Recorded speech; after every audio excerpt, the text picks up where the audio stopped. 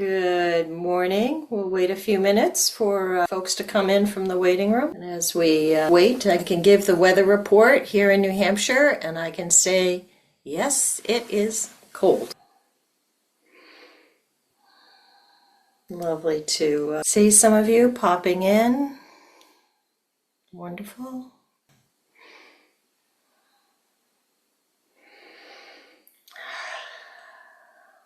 Glad some of you have delayed your Super Bowl activities until after this gathering, or interrupted your Super Bowl activities to participate in this gathering. I was getting ready to sit, and I noticed a couple of you have hats on. It is quite cold here, and I've been outside to check on my chickens. And so I was getting ready, and ego being what it is, I'm like, oh, I already have like hat hair. I know you won't judge me for hat hair. And you will appreciate the fact that I went to check on and take care of my chickens at 7 o'clock this morning, and we'll check on them again after our time together. Looks like I see some of the usual suspects, which is just delightful, just delightful. So before I sort of arrived to kind of be in this space looking at you as opposed to turned around and being at my shrine, I thought to myself, all they really need, all you really need, all I really need is loving presence.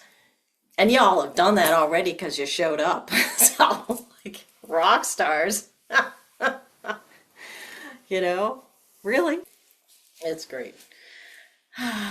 So I'll say a little, but really, we can just rejoice right now in showing up for each other. Feel free to kind of click if you need to on that screen just so you can see the realm of community.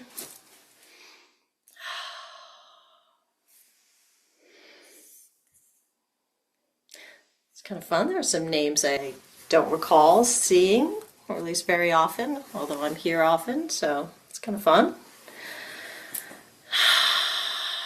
So for anyone who's brand new, welcome.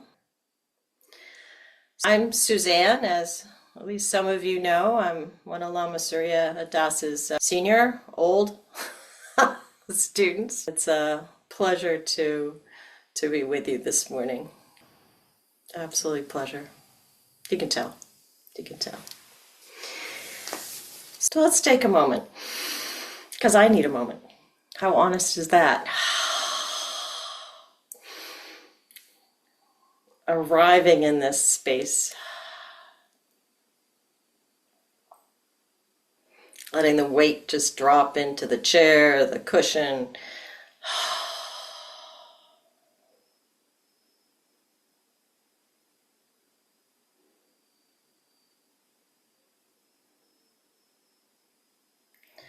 Just allowing yourselves to be held in this space, to hold each other in this space.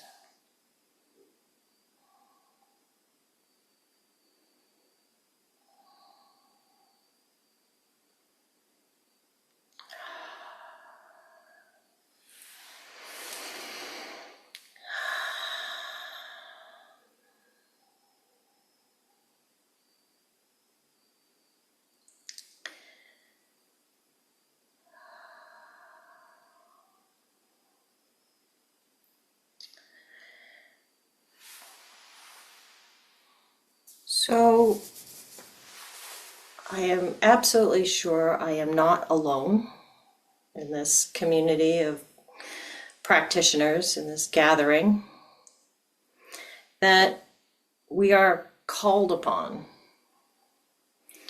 to respond to the suffering, the hurt, the challenges, in so many of our life venues.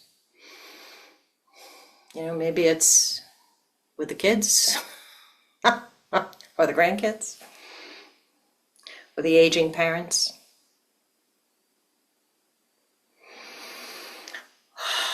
Or we're engaged to respond with compassion and care in our workplace,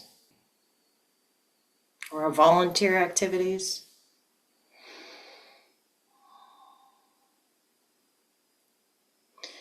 If you've ever sat on a condo board, now there is bodhisattva work. Volunteer board for land use.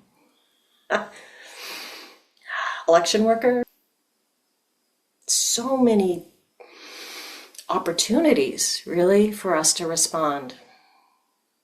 And sometimes it's just to remember to hold the door open for the person who's coming behind you with their cart or their stroller.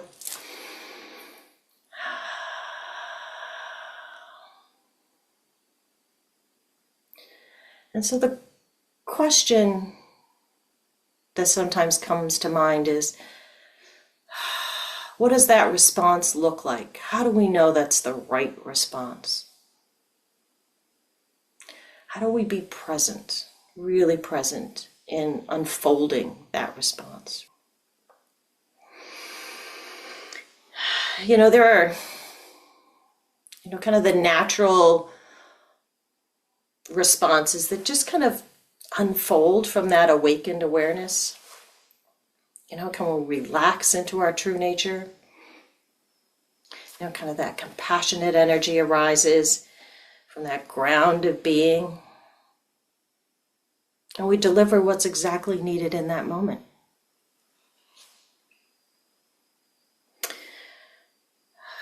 But it takes many forms, doesn't it? That compassionate activity doesn't always look the same in the variety of contexts in which we find ourselves. So, what I thought I'd do is we'll do our sitting practice today, as usual. But within that, I'll drop in some qualities that you might look for in presence and that awakened awareness. Then at the back end, I'll leave a few minutes and we'll talk about how those qualities kind of manifest in sort of some classic traditional categorizations, for lack of a better word, of sort of 4 Buddha qualities of activity, or 4 forms of Buddha activity. We'll just touch on that lightly during the end point, so that if there's something that kind of is resonating with you, take your note then. There's nothing you need to do at the beginning of our practice together. And I'll just save a little time at the end of our practice to maybe touch on what is unfolded during our practice, and some pieces to kind of reflect on or not, because I'm not going to know. Nor would I judge you if I knew, because we all need sometimes something different. And sometimes really what you need is just to sit with some love in your heart, because there's something that just needs to have some space. So take what is offered, and if it's helpful, great. If it's not really where you need to be today, don't judge it, and just enjoy this community and this coming together, because that alone, that presence, that being here is enough. It's enough. Something else catches your attention, fine. But it's enough. You're always enough. All right.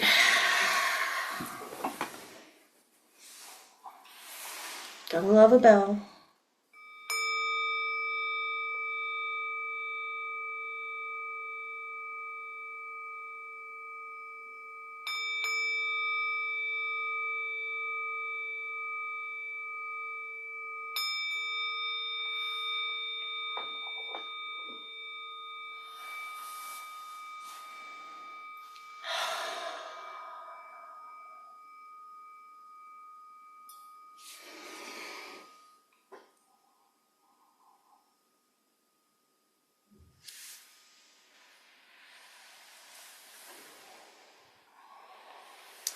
Dora, if you could pull up the 4 measurable aspirations.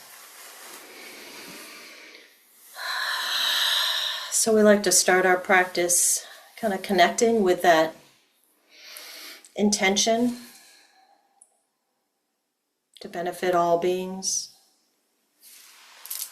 So we'll just do this in English, or just take it in.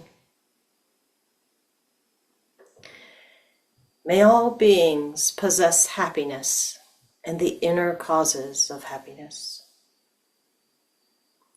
May all beings be free from suffering and the inner causes of suffering. May all beings remain undivided from the sacred joy which is free from suffering.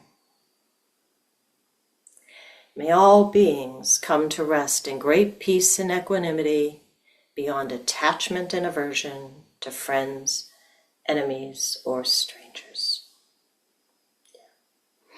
Thank you, Dory.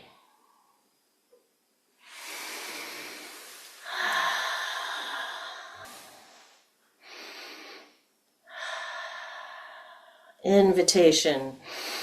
Take that comfortable seat.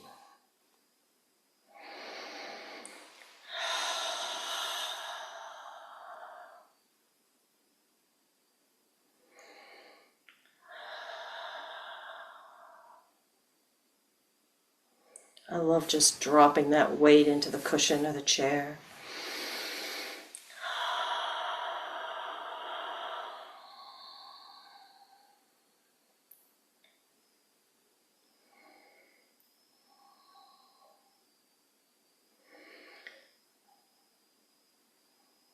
Bringing all of you into your practice space. Tips of the toes. Feel free to wiggle the toes.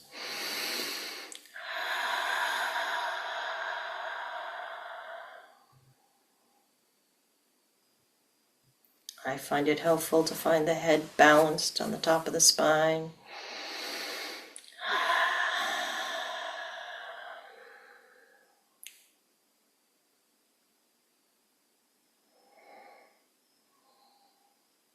If it's useful, shrug the shoulders.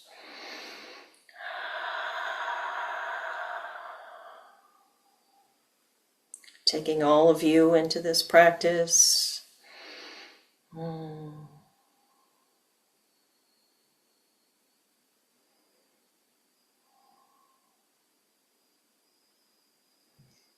this just sitting right here.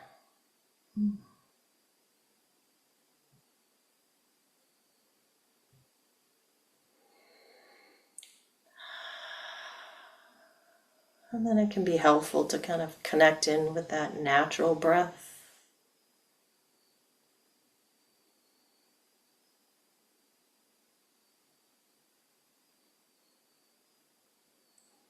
Using the breath as that helpmate to calming and arriving.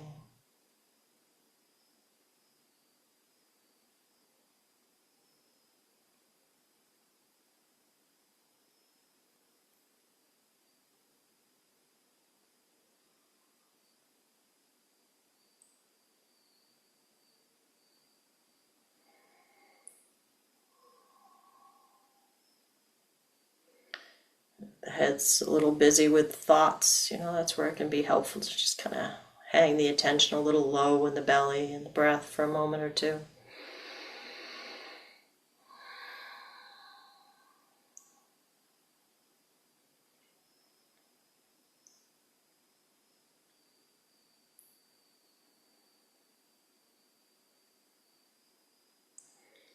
And then when you're ready, you can kind of let go of the breath and just kind of rest in nice open awareness.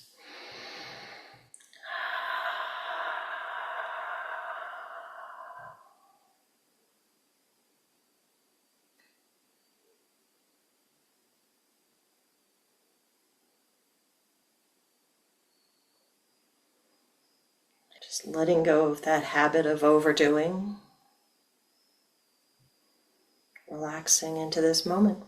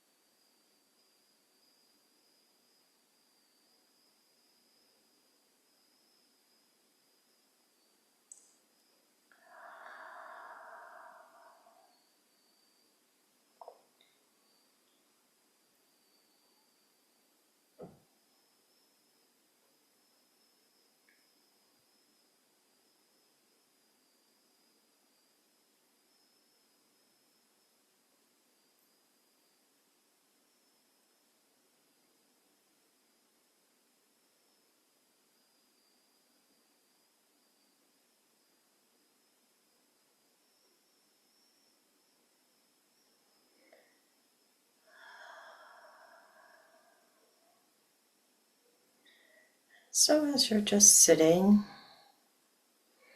relaxed,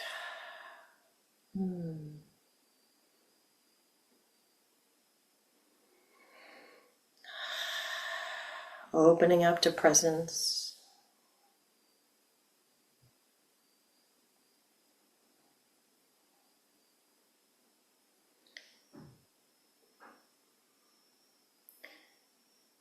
just put a little thought in there if it's helpful to do so. See if you can find any part of that experience of presence that feels calming, pacifying, calming.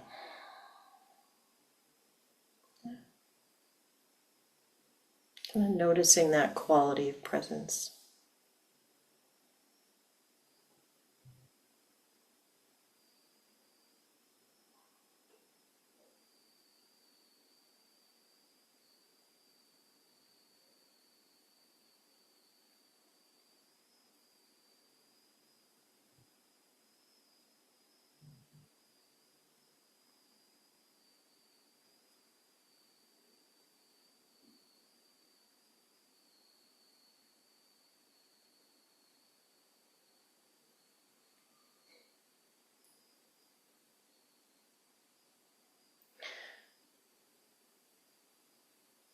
And of course, if that is not your experience, no judgment.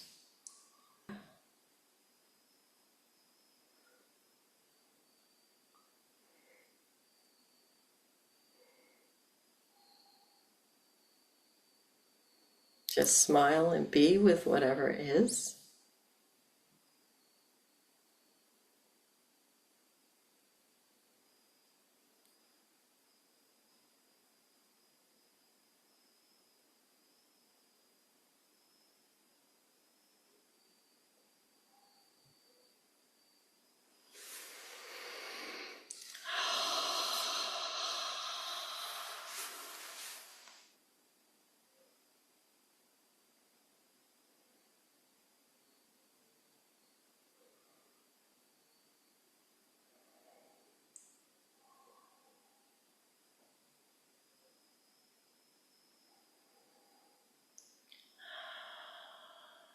If there's any tension or agitation, we just let it be.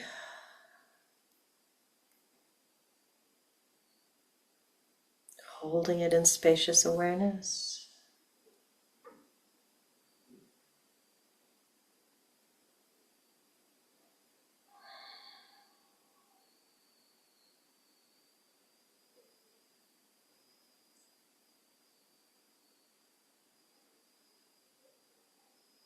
Any mental drama.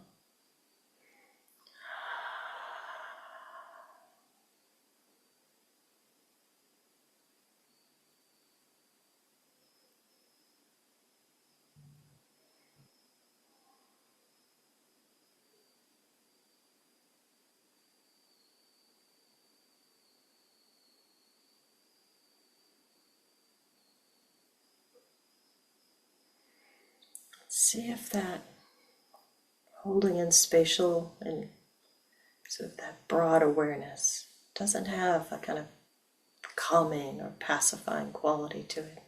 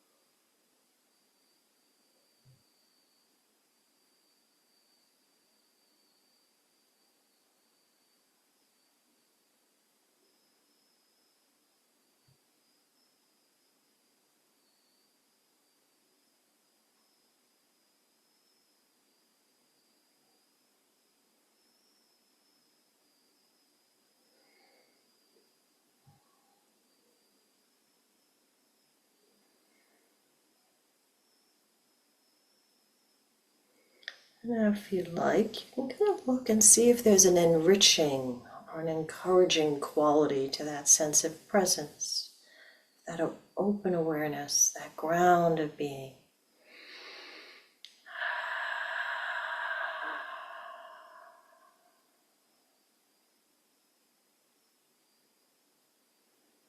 A little sense of clarity or warmth.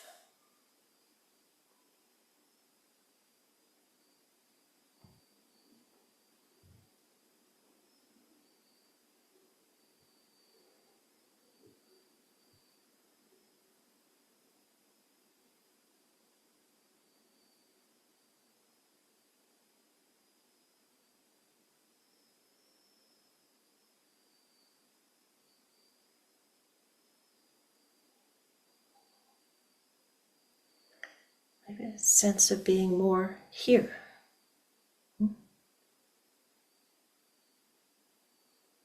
See what you find.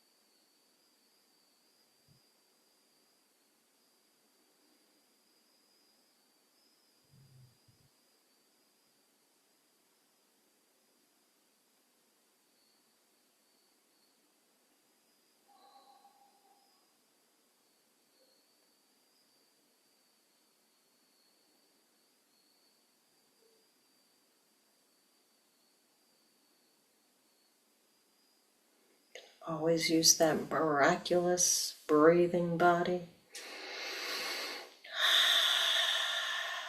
to help stabilize you into this nowness, this beingness. Kind of rest in this community, in this space.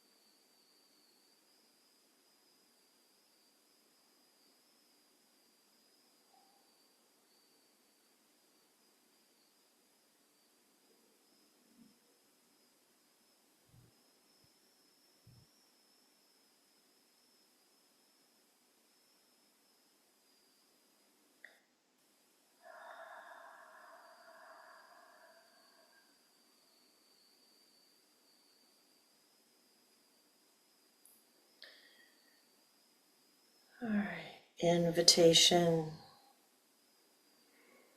Adjust your posture, shrug your shoulders. Take your sip of coffee or water. Let's make sure we haven't fallen into the habit of overdoing. So easy for that to happen.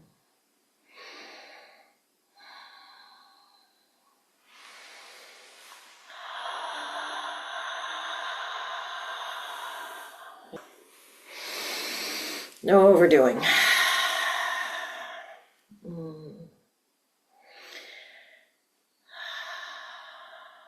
And then we'll just settle when you're ready, right back into your seat, into your chair.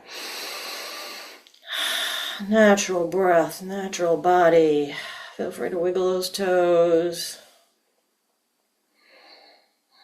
Shake out the cobwebs, whatever you need to do.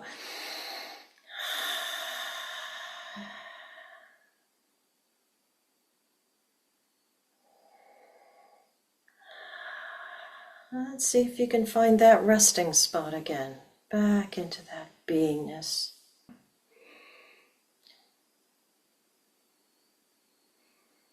You know, it's so close that we tend to overlook it, right? It's right there. So we can just rest in that awareness, open awareness, all around us, in us, beyond us.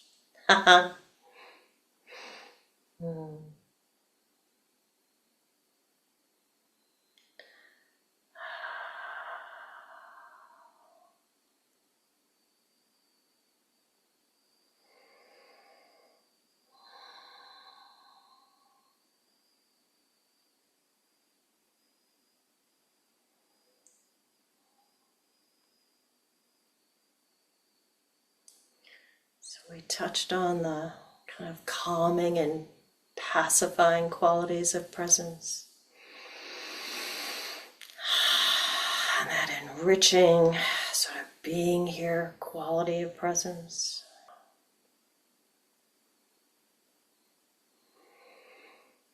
Take a look and see if there's any kind of feeling or sense of an empowering or a magnetizing quality of presence.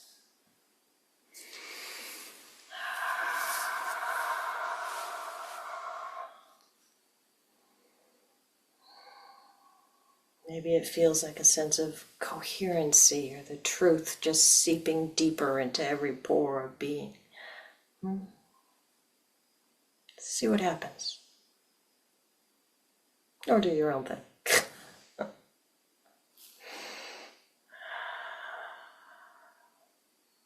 All good.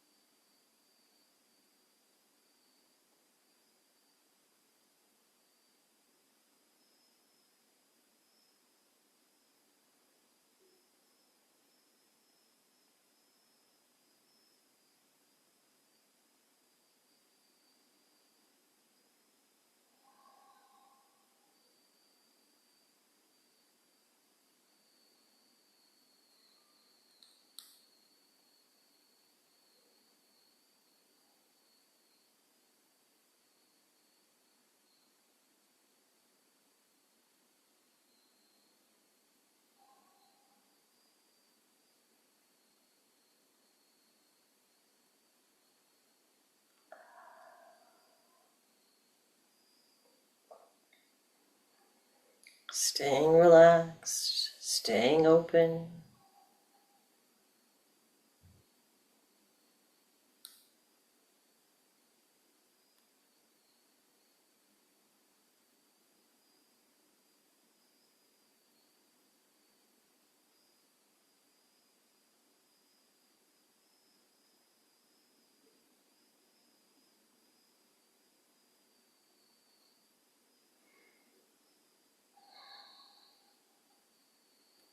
It's like staying playful and inquisitive. Mm.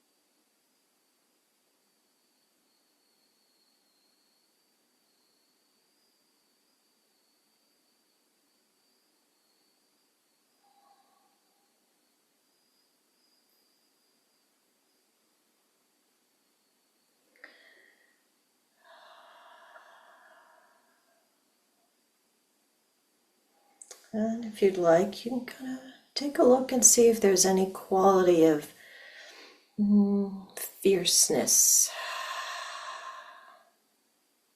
to that sense of presence, or resilience.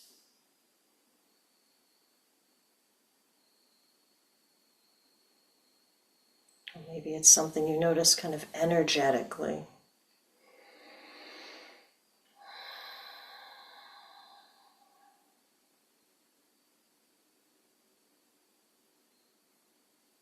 Maybe it's almost a sense of strength from the truth of being. Mm-hmm. See what happens.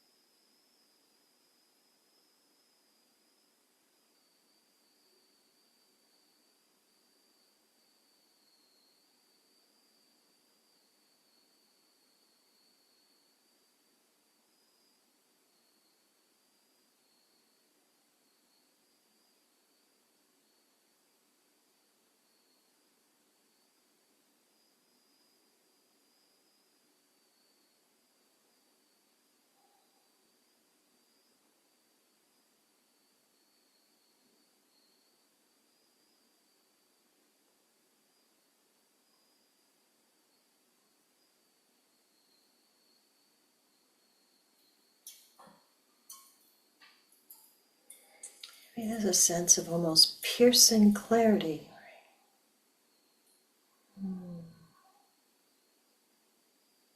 Nothing you worked for, just unfolded.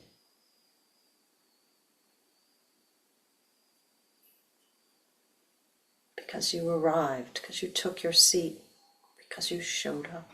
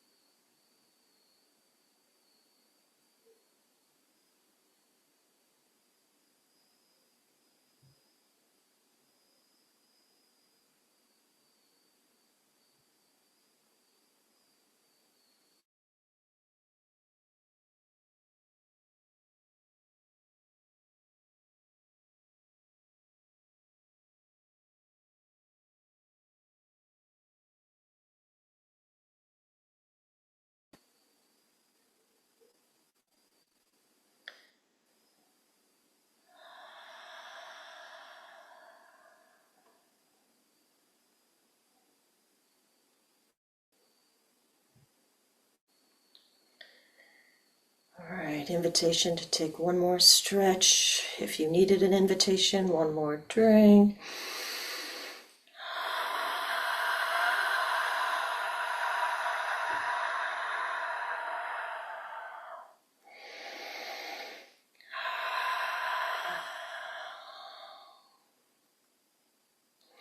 Let it all go for a few more minutes.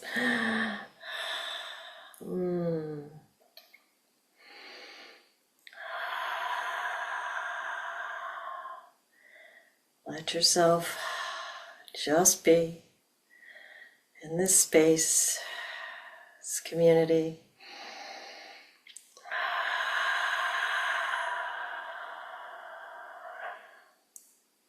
Relaxing into the breath, to the body, into the beingness.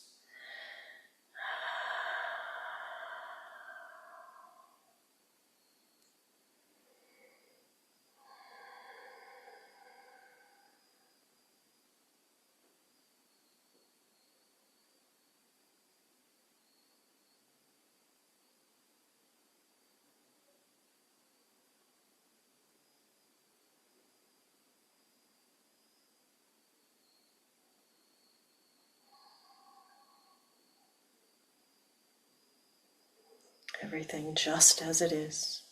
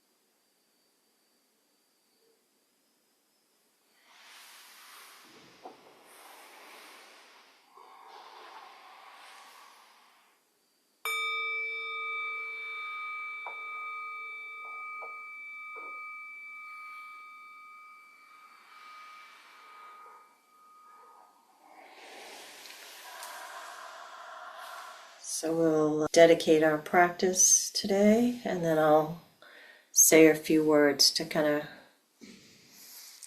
wrap things up. So we'll do our dedication of virtue to complete realization, and for anyone who's new and not familiar with these, just take it in, because we do this practice not just for ourselves, right? For all beings. Gewadi no du dag, zoppa chempo drupgyone, drowa chikyang malupa, de sala gopar shok. Through this virtue may we swiftly realize and fully embody the natural great perfection, and thereby bring all, that means all, without exception, to its complete realization. Bodhicitta dedication. Jangdrup samjok riporshe, make panam ke gyorshik, kepa nempa mepa yang, gone gandu pelwar shok. May the pure, brilliant sun of bodhicitta dawn in each and every heart and mind, dispelling the darkness of suffering and confusion unstoppably until all are illumined and awakened.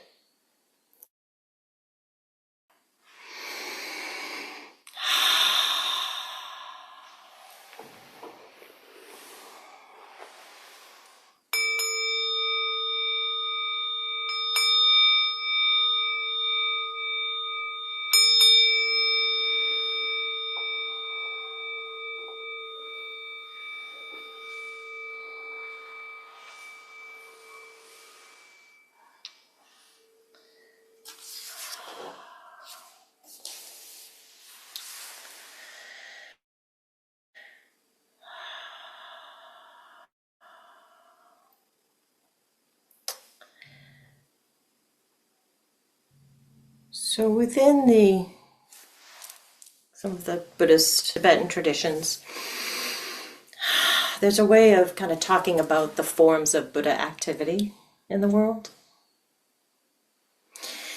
And leaving aside the varied translations of different Tibetan words, because that's always a unique challenge, they're all kind of like four expressions, if you will, of kind of like that same open, luminous awareness from that ground of beingness where compassion and wisdom are right there unobstructed and there's clarity. And so traditionally, it's framed as, and again, use language carefully, but don't cling to it. There's that kind of pacifying and calming and kind of peacemaking aspect of our activity out in the world. You know, it may be, in some ways, it may be not responding, maybe allowing things to be let go.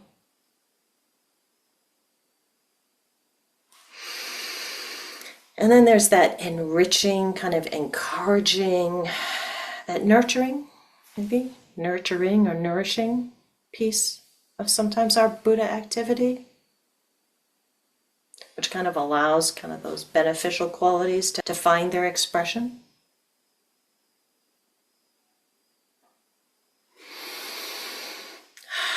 And then the third one is that empowering, or it's often translated as kind of like magnetizing, kind of when the energies are coming together. And from a kind of a organizational point of view, I think of it as almost like that leadership energetic piece. There's that confidence.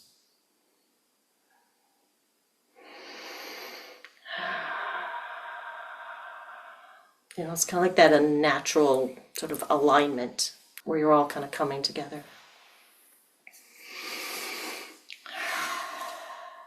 And then there's that fierceness, which is often from the Tibetan translated as kind of a wrathfulness, but I really like fierceness and the resiliency that comes with that clarity.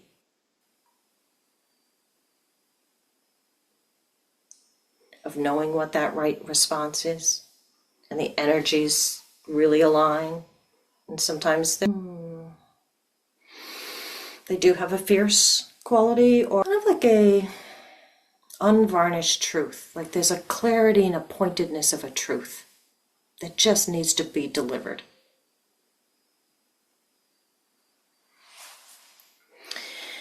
And so I actually kind of find this framework of the four forms of Buddha activity as useful, just kind of as pointers, again, without clinging on to a form or a languaging around it, but seeing the depth and breadth of the way we can participate in the world.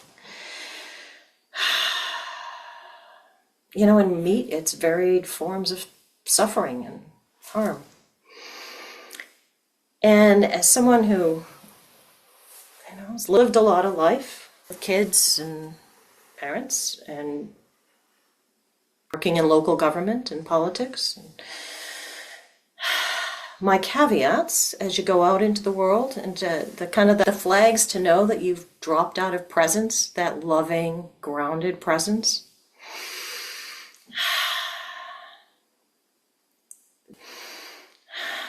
If you start being attached to an outcome or to a view, you know, if you're holding on to it tightly, you've probably dropped out of presence.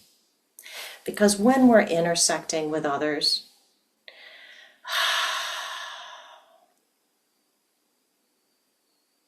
we can want it to succeed, however we're, right? We want the argument that the kids are having to end, or the politicians, in my case sometimes.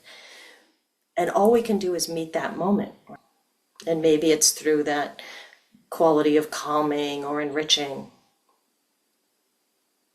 but not attached to the outcome. I don't know how it's going to come out. All I can do is meet the moment. And that's kind of why it's kind of nice to sit sometimes in presence and see the depth and the manifestations of what presence can look like. But then the tricky part is not getting attached to that outcome. Because that way you can meet the next moment however that moment is. And it may still be unsatisfactory, but you can meet it without that clinging and that grasping. So there's your red flag if you've come out of that place of groundedness of being. And then that kind of empowering and that magnetizing,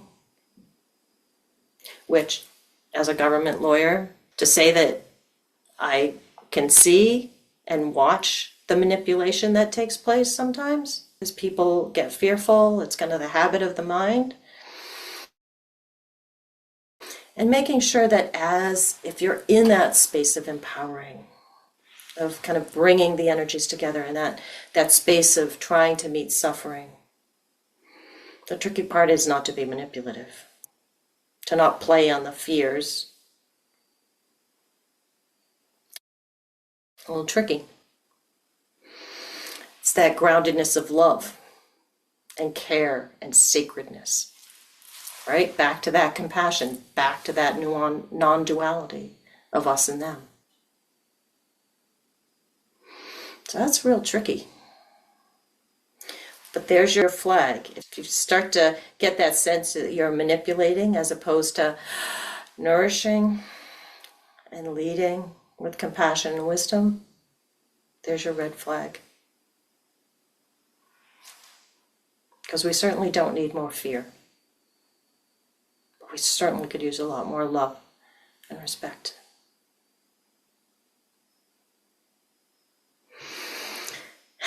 And then there's this fierceness. I love this form, a lawyer, right? That fierceness. And I do like the translation, and Surya Das uses fierceness, which I like. That fierceness of clarity and sometimes fierceness of being true and speaking truth. And then that red flag, the thing to watch out for, is devolving into anger and hatred. And that's the tricky bit there. There's your, oops, you've tipped over the point.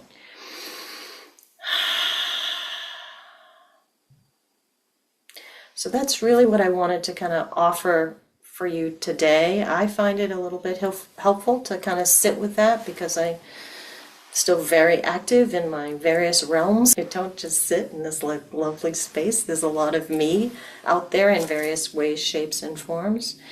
And for me, it's useful to kind of go back, kind of see the qualities and the expressions of that Buddha activity, but also to know the red flags that are out there so that when I've strayed, when I've lost presence, and I'm in that us, them, I can see it and recognize it and know I need to come back. I need to come back, moment to moment to moment to moment. Imperfect. I had to put the whole New Hampshire legislature in my loving kindness practice the other day. Like, oh. That's what it is, right? It's okay. That's the non-judgment and the kindness and the practice. And that's why I'm so glad you all showed up today, so you could help me practice, because you all inspire me by showing up. So I always get more out of this, I'm sure, than all of you. Well, all right, so whichever team you're rooting for, if that is your afternoon, go to your team. I'm not going to say which one I'm voting for. Enjoy the Olympics or whatever needs to kind of manifest, or go do some other good in the world, Yeah. All right, love to all of you. Oh, and do remember, if you've got a little extra, we still have to pay like the fees for Zoom and that kind of thing. So the small stuff, so just keep that in mind when conditions allow. Just a little bit goes a long way just to keep the platform here, because we love you all. Okay, take care.